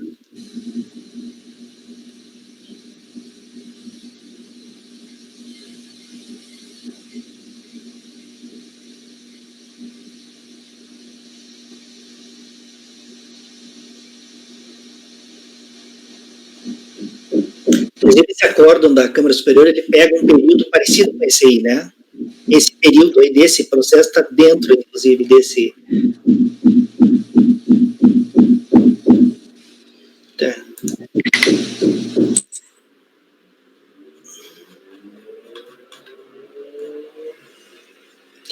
Tá, daí o seu voto é no sentido de que a alíquota ela tem que ser considerada a alíquota preponderante de cada estabelecimento. Esse é o entendimento, é o mesmo entendimento da Câmara Superior, Gregório, esse? Correto. Ele não levou em consideração a atividade, ele levou em consideração a atividade preponderante da empresa como um todo. Se você for, inclusive, no relatório fiscal, ele, inclusive, grifa e negrita essa palavra empresa. Ele não individualizou a atividade preponderante por estabelecimento. Acho que ele pegou da matriz, né? Ele deve ter pego da matriz, inclusive. Né? Gregório, Mas e as filiais declararam o mesmo KNAI ou não? É diferente? Ele nem entra nesse mérito, né? Não? Ele nem entra nesse mérito.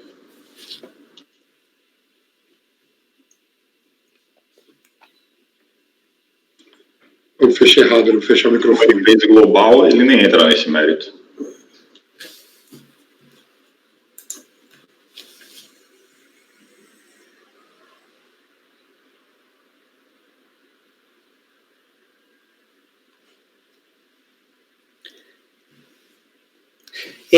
No caso da Câmara Superior, Gregório, a decisão foi para que a Receita Federal fizesse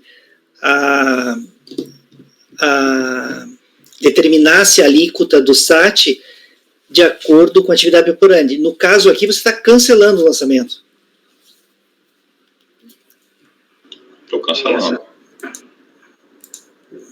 O lançamento foi feito errado.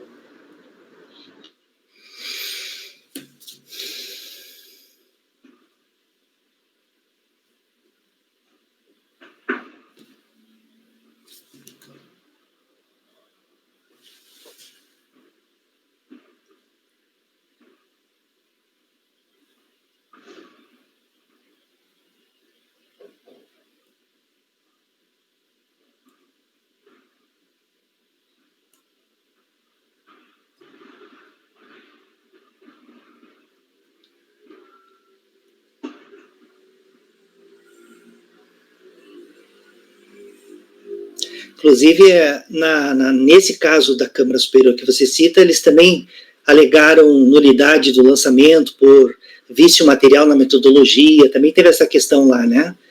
E aí o Mário, que fez o voto vencedor lá, o conselheiro Mário, ele afastou essa alegação de nulidade.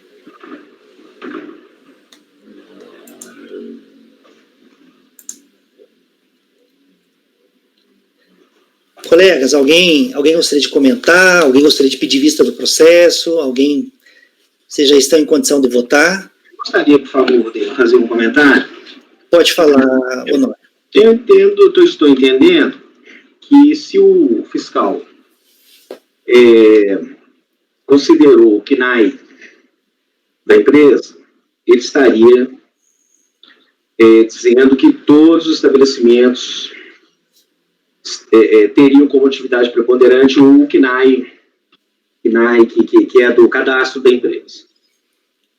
Se a defesa do recorrente, no sentido de que não deveria ser assim, a apuração deveria avaliar cada estabelecimento, então não seria o caso de se demonstrar, porque estabelecimento por estabelecimento, qual seria a atividade preponderante, ou será que nenhum deles, nem a matriz e nenhum dos estabelecimentos tem como atividade preponderante o KNAI principal, o KNAI, digamos, registrado da empresa? Porque foi dito aí, parece que pela doutora Ana Beatriz, que a atividade preponderante, que ela diz ser a montagem dos chicotes, representa 85% da atividade. Isso é muito, quer dizer, não seria difícil demonstrar se de fato é 85%, né? Ou até por dados, eu não sei dizer se essa montagem de chicote, isso é uma atividade meio, ou isso é um item de faturamento da empresa? Porque a minha dúvida é assim, eu não estou enxergando isso como uma razão, pelo menos em princípio, de cancelar o lançamento.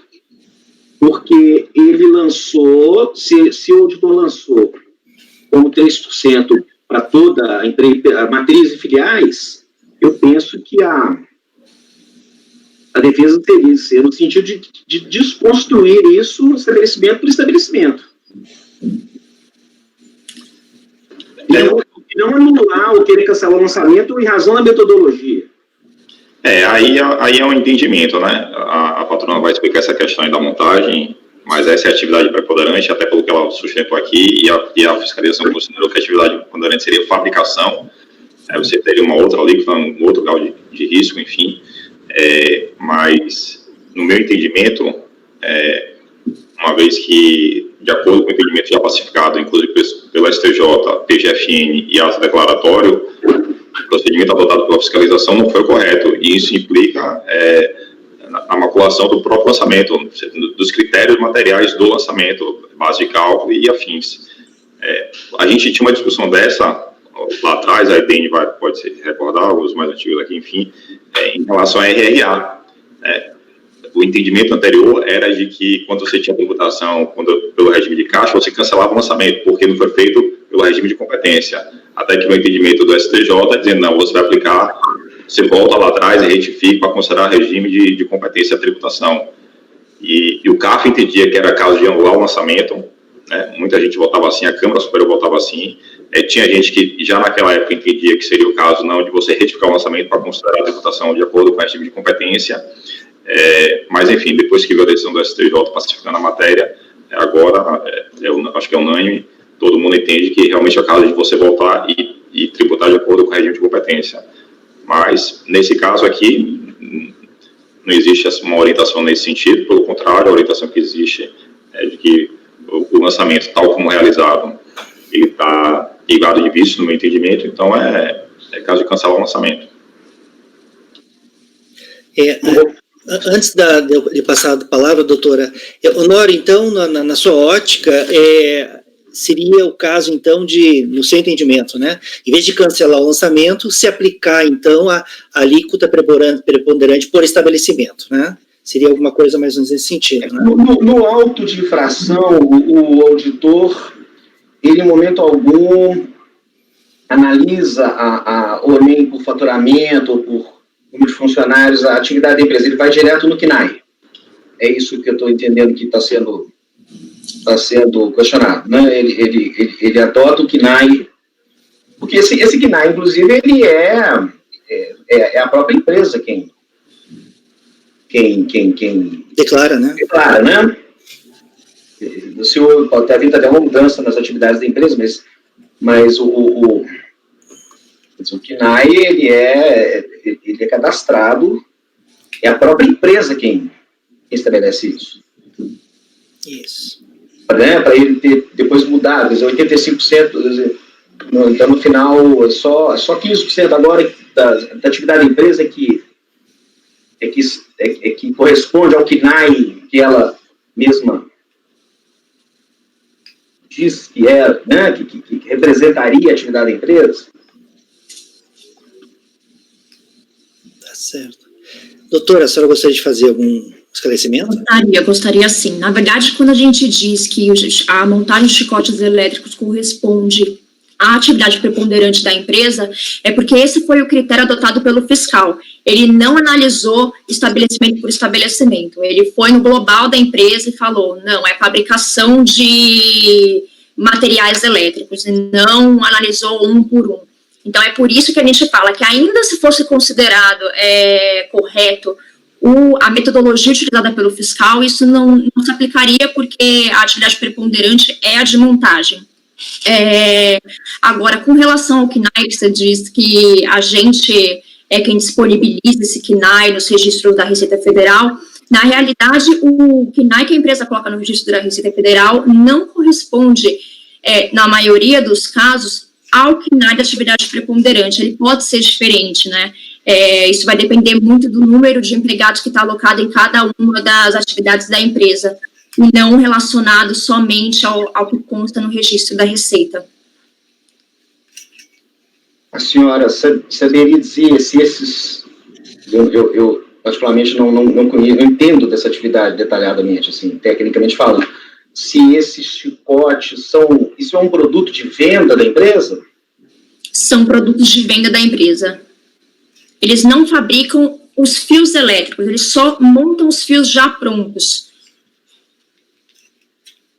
Eu não sei se eu deixei clara a essência da minha dúvida, é que o que se está dizendo em defesa da recorrente é que o fiscal adotou um critério errôneo. Exato. Né? Mas eu não vi o que foi dito, tanto no relatório do conselheiro quanto na defesa da senhora, a comprovação de que, estabelecimento por estabelecimento, o KNAI não é o KNAI, por esse motivo, a não ser quantidade de funcionários. Eu não sei se isso, para mim, isso não é suficiente para determinar as problemas de uma empresa. Confrontar elementos de faturamento ou de, enfim, produtos que são, né, fabricados naquele estabelecimento e dizer, não, o KNAI do estabelecimento tal, por essa e essa razão, não é o KNAI que está no cadastro da empresa, da matriz, e sim atividade tal. Tá? Por essa razão, o KNAI da matriz também não é o KNAI que foi cadastrado. A empresa mudou a atividade, enfim, pode, né? O fato dela ter cadastrado não significa que ela não... Eu deveria ter atualizado, mas não autorizou, não importa, né? E eu estou vendo que a defesa toda se concentra, né, no fato de desconstruir a metodologia utilizada. Mas não foi trazido, eu não entendi assim, não enxerguei, a comprovação de que, de fato, o KNAI está errado, estabelecimento por estabelecimento. Posso falar? Eu acho que não seria difícil fazer isso em se tendo 85% de uma atividade. Né? Eu acho que haveria mais de uma forma de mostrar isso. Na realidade, eu até entendo o ponto exposto, mas eu acredito que a gente só deveria demonstrar isso se de fato o fiscal tivesse apontado qualquer incongruência, de modo a gente fazer alguma contraprova do que ele estivesse falando sobre isso. Mas como ele sequer avaliou por estabelecimento, a gente entende que realmente o cerne da questão, o cerne da autuação está completamente errado, parte de premissas completamente equivocadas. Eu acho que o ponto é exatamente esse. É a metodologia que foi equivocada. Ele não poderia ter feito a autuação pela matriz, considerando como um todo. De acordo com esses entendimentos predominantes, inclusive do STJ, hoje já seguido até pela PGFN, a autuação, o fiscal tem que fazer isso. Ele tem que fazer a autuação estabelecimento por estabelecimento. Não é ela, contribuinte, que tem que vir aqui agora e dizer, não, ó, o meu estabelecimento aqui eu tenho X, meu KNAI é esse, minha atividade preponderante é essa nesse estabelecimento, neste é esse, neste é esse. Não é. Isso tem que vir da fiscalização. Daí o equívoco da metodologia usada e do lançamento também. É isso, não é, Greg? Presidente, eu sugiro votar, presidente. Não, mas eu acho que é interessante a gente discutir um pouquinho mais, Márcio. Porque eu inicialmente, eu até fui nessa linha que o Honório pensou, se pensar talvez até numa diligência para se separar isso daí e recalcular isso. Mas eu estou vendo o seguinte, tem um ato declaratório ali, como parecia aprovado pelo ministro, isso nos vincula, hein? Vocês perceberam? Sim. Então, se tem isso, eu acho que não tem discussão mais sobre o assunto, não? E nem podemos pedir diligência aqui, porque senão a gente já está pretendendo consertar um trabalho que era o trabalho do fiscal. Não, vai lá e faz a diligência, vamos ver o que tem em cada estabelecimento para ver se de fato isso, esse KNAI que foi autuado não é o preponderante. A gente não pode fazer isso, a gente já está inovando no lançamento. A gente tem que julgar o que nos foi imposto. Aí na folha 8 da minuta do voto, era bom os colegas darem uma conferidazinha para ver se eu estou entendendo que nós estamos vinculados a isso aí.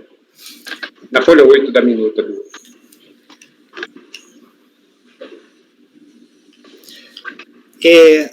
Francisco, eu veja, realmente a gente está vinculado a esse ato declaratório, tá? E eu vejo só duas soluções, né? Uma solução é do Gregório, cancelar o lançamento por erro na metodologia empregada pela fiscalização, né? Cancelar o lançamento, a fiscalização errou, cancela tudo, ou fazer como fez a Câmara Superior nessa decisão que o próprio Gregório cita, dar parcial provimento ao recurso para que a alíquota seja recalculada de acordo com a atividade preponderante de cada estabelecimento. entendeu? Mas aí abriria uma nova discussão, porque você jogava, ele intimava, aí a empresa já viria com uma outra discussão. Eu acho que para isso daí seria interessante a decisão final ser nossa. Então, se baixaria em diligência justamente para ser intimado e a fiscalização apresentar, reintimar a empresa do resultado da diligência, com relatório conclusivo, para a empresa se manifestar e isso vir para nós, para a gente ter uma decisão final. Porque se simplesmente jogar para lá, a gente joga na mão da fiscalização para ela definir como vai ser, e aí vai começar uma discussão da empresa com a fiscalização lá embaixo, na base, né? Agora, eu vejo que a gente tem que compreender primeiro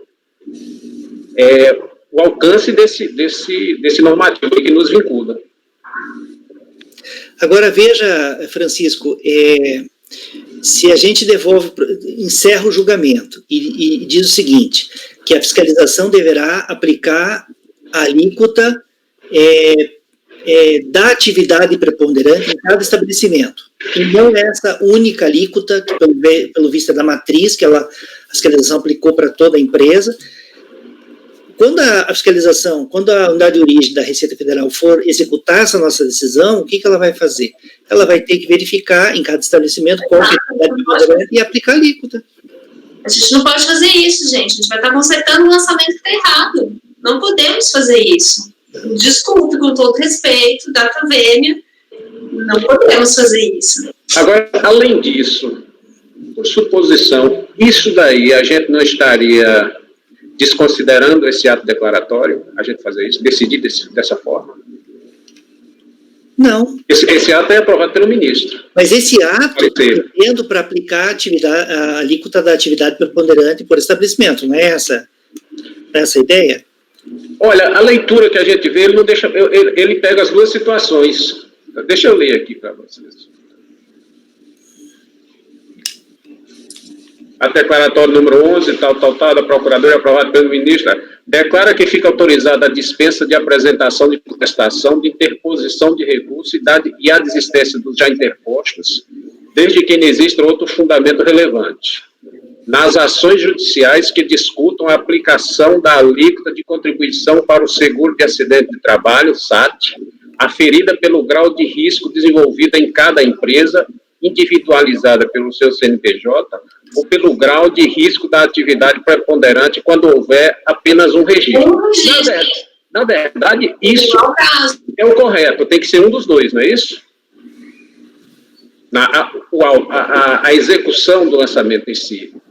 Se tiver mais de um CNPJ, ele tem que trabalhar individualizadamente. Se é um único, é atividade preponderante. É isso que eu estou com dificuldade de entender o alcance desse ato declaratório, para a gente, nesse momento, decidir. Então, talvez fosse interessante se analisar esse processo com mais cautela. De vista, então, né, Francisco? Essa seria uma ideia, né? E aí, Márcio, que tal usar os seus poderes? Não, pode ser. De repente, eu estou colocando as minhas dúvidas aqui, eu não estou seguro.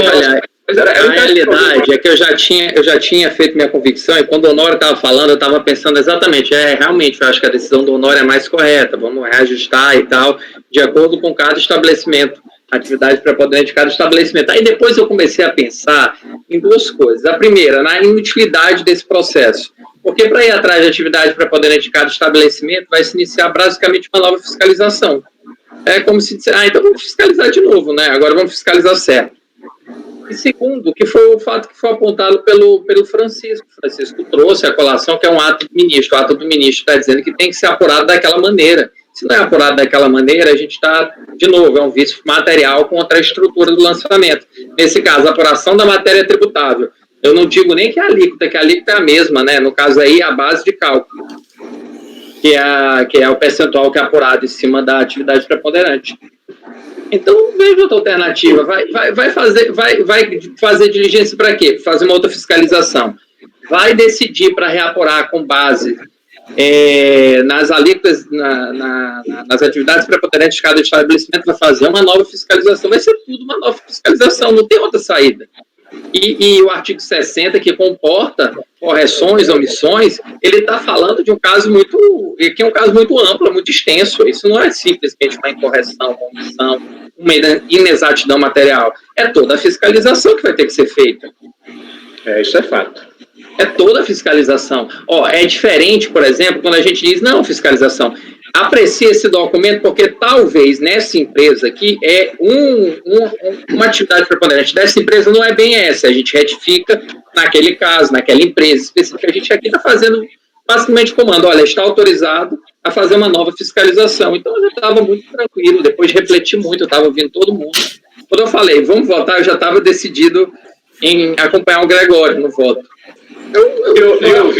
Lhe ouvindo, eu tiro... Não tem. Olha, qualquer alternativa diferente dessa é fazer uma nova fiscalização. Você está em condição de votar, então? Eu estou. Tá. Eu já votei, né? Eu já disse que eu acompanho o Gregório, né? Então, eu já votei, eu sou o primeiro. Esse ato é anterior ao lançamento, esse ato do ministro? Não, ele é posterior. É de 2011, acho que é de 2011, né? Se não me falha a memória. Na verdade, ele é interpretativo, né? Ele não é um ato constitutivo. Ele está estabelecendo que naquela situação em particular não se recorre, porque é uma matéria já consolidada no STJ, mas para estar consolidado no STJ se teve uma extensa interpretação ao longo da história, né? Ao longo da história da interpretação da legislação. Então, na verdade, o que o fiscal acabou fazendo foi uma interpretação errônea da legislação, que depois foi ratificada pelo STJ como sendo uma interpretação errônea. Ele foi aprovado em dezembro de 2011. Mas isso aí é irrelevante, né? A gente tem que... não. E isso não modula efeito, né? Não tem modulação de efeito. Só se nunca vi isso, ato do ministro ter modulação de efeito. Quem que fez, foi você, Márcio, a analogia com a situação do RRA, que também... Não, foi o Gregório. Do recálculo, Foi o Gregório. Mas nesse caso é porque é uma decisão do Supremo, né? Que aí é uma decisão com efeito repetitivo. Repercussão geral, desculpa. Gregório, no recurso, a contribuinte, ela pede só o cancelamento do lançamento ou ela pede como um pedido, vamos dizer assim, supletivo, né? Não, ela pede o cancelamento do principal, né? Ela não pede, na eventualidade de não ser cancelado, que seja apurado por estabelecimento, tal, isso ela não pede, né? Não. Ela alega decadência, ela alega essa questão essa questão da atividade, né, que a fiscalização fez de forma global, a atividade preponderante considerando de forma globalizada a empresa, não cada estabelecimento. Fala que não houve consideração dos funcionários que exercem atividade de meio para a determinação da atividade preponderante, e aí, com base em todos esses argumentos, ela pede o cancelamento do lançamento.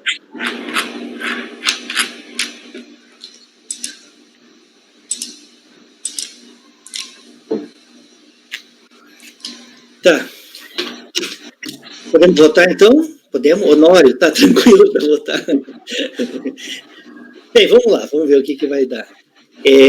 Márcio, como você vota? Relator. Vai acompanhar o relator. Luiz não está. Honório, você vai estar votando no lugar do Luiz. Honório, como você vota?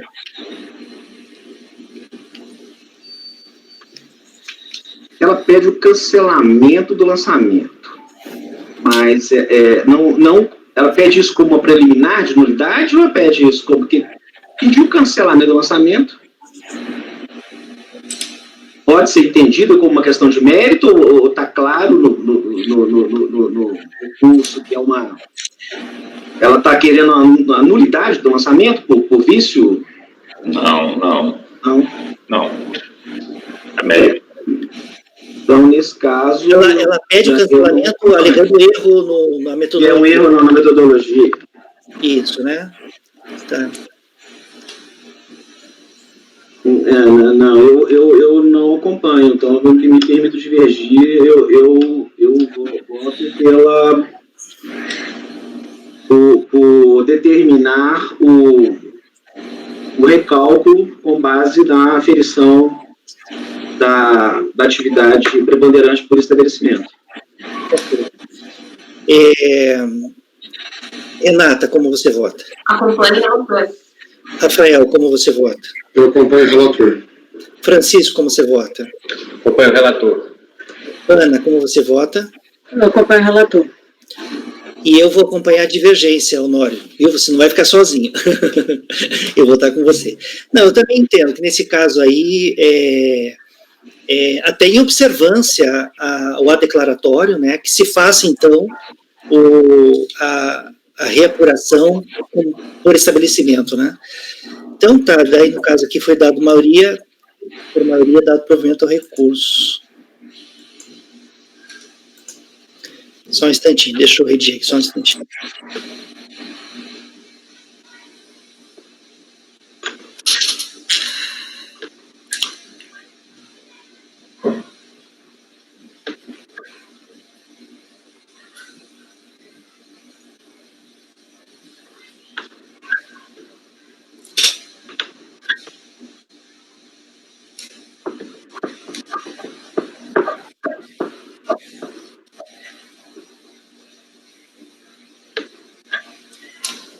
Mas eu tenho uma interpretação até diferente dele, porque se o lançamento é feito exatamente como está o ato declaratório, não tem ação judicial. Se não tem ação judicial, não tem por que dispensar de recorrer ou contestar.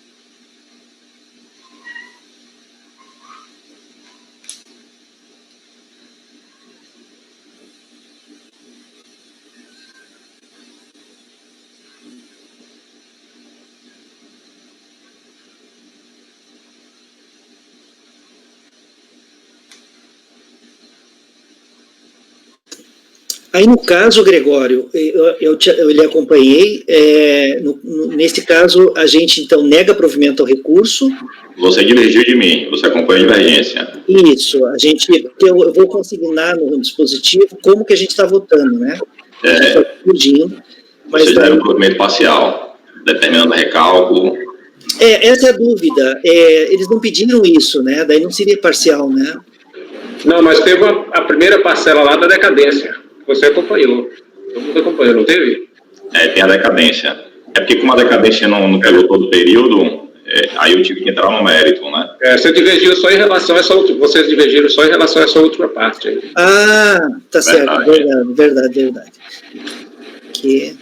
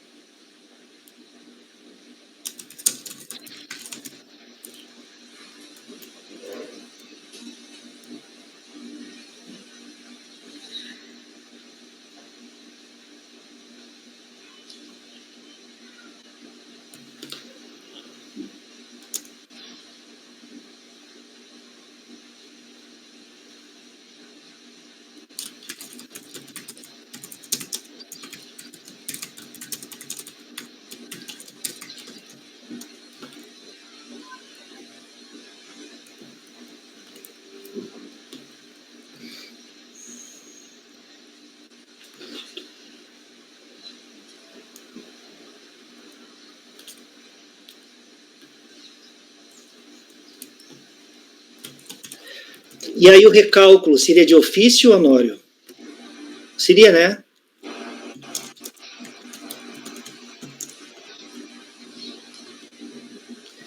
Essas questões processuais, né? Vencidos conselheiros Honório e Dene, que deram provimento parcial ao recurso, reconhecendo apenas a ocorrência da decadência e determinando de ofício o recálculo do crédito devido com aplicação da alíquota da atividade preponderante por estabelecimento. Eu acho, Dene, que não é de ofício, não. Assim, não é um pedido expresso dela. Se vocês superarem aqui o mérito, determine o recálculo considerando o cálculo de acordo com a quantidade preponderante por estabelecimento. Não é um pedido expresso dela. Mas ela defende que a metodologia utilizada pela fiscalização está equivocada na medida que não foi observado esse critério, que seria o critério correto. Porque, para mim, o que é de ofício é aquilo que não é alegado. O contribuinte não alega, de ofício a gente conhece. Aqui ele justamente trouxe essa matéria.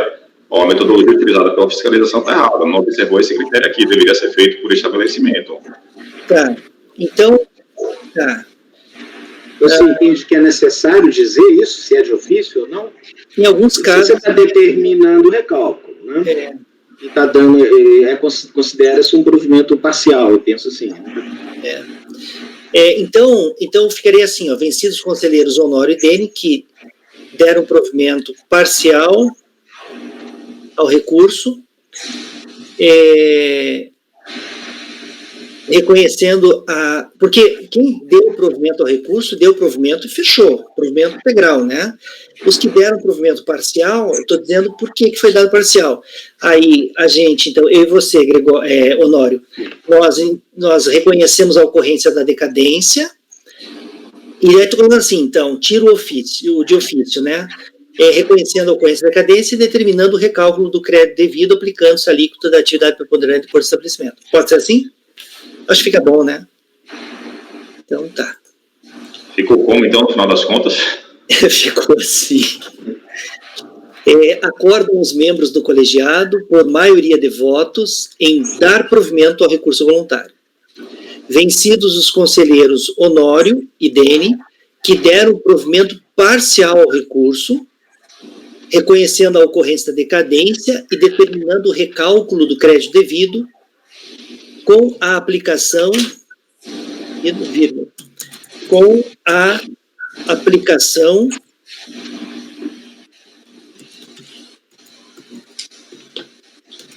da alíquota da atividade preponderante por estabelecimento.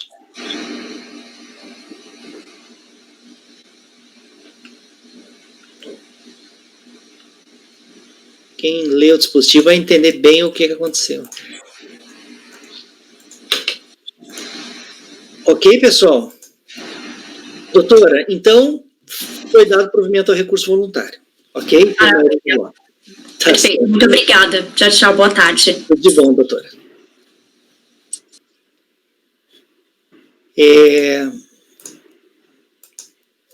Nossa, eu fiz alguma coisa aqui, deixa eu salvar isso aqui, abrir de novo.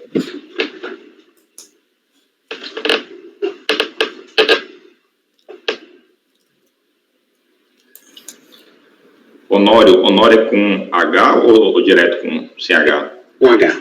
Com H, né? Deixa eu anotar aqui. Obrigado.